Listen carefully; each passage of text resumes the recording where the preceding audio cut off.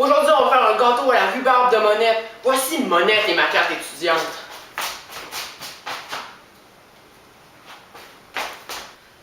Pour faire le gâteau à la rhubarbe de Monette, vous aurez besoin de bicarbonate de soude, de la cassonade, de la farine, du sucre, du lait, du vinaigre, du beurre non salé, de la cannelle, du sel, d'une essence de vanille et de quelques œufs. Après s'être bien lavé les mains, il faut préchauffer le four à 350 degrés et placer la grille au centre.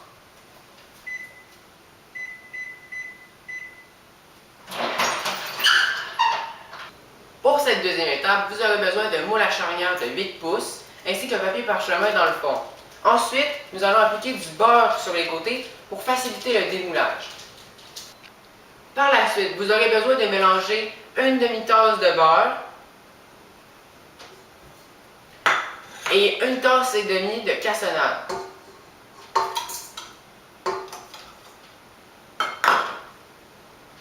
Et malaxer jusqu'à temps que le mélange soit onctueux. De temps en temps, vous devez arrêter le malaxeur et ramener le mélange vers l'intérieur. Par la suite, vous devez rajouter un œuf et une cuillère à thé d'essence de vanille.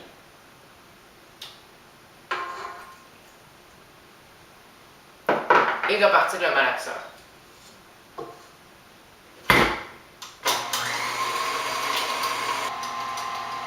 Une fois que le mélange est onctueux, arrêtez le malaxeur et dans un autre bol à part, mettre une cuillerée à thé de bicarbonate de soude, une pincée de sel et 2 tasses de farine.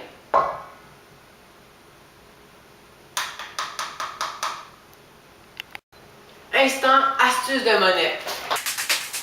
Si vous avez uniquement une seule spatule, mais que vous voulez mélanger deux ingrédients, dont un ingrédient sec, mais qu'un côté est sale, utilisez l'autre côté. Ça marche très bien, ça vous sauve du temps et de la vaisselle à faire après.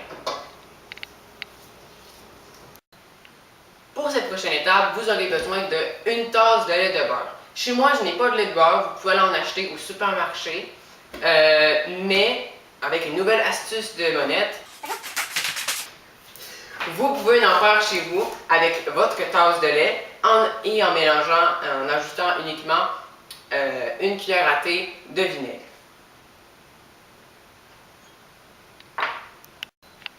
Prochaine étape. En alternance, vous devez mélanger le lait de beurre et votre mélange sec au mélange que vous avez déjà fait dans le malaxeur aux premières étapes. Pour cette étape, vous aurez besoin de mon assistante Monette parce qu'il y a beaucoup de produits à mélanger en même temps.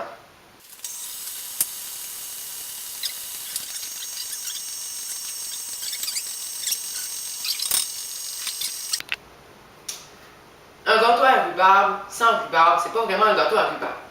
Donc, pour la prochaine étape, vous aurez besoin de rhubarbe non pelée et coupée en cubes de 1 cm. Si vous n'avez pas de rhubarbe fraîche, vous pouvez utiliser de la rhubarbe congelée que vous avez décongelée et égouttée.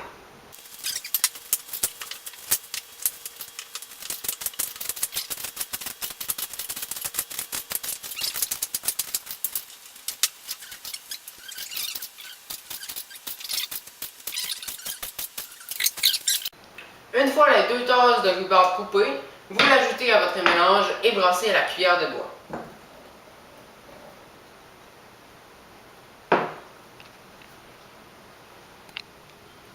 Une fois que vous avez fini votre préparation, il ne vous reste plus qu'à la verser dans le moule.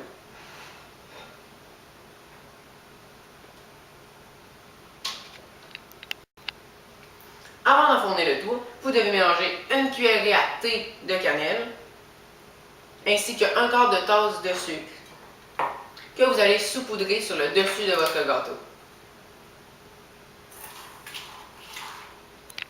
Voici le résultat final. Il ne vous reste plus qu'à l'enfourner à 350 pendant 1 heure au centre du four.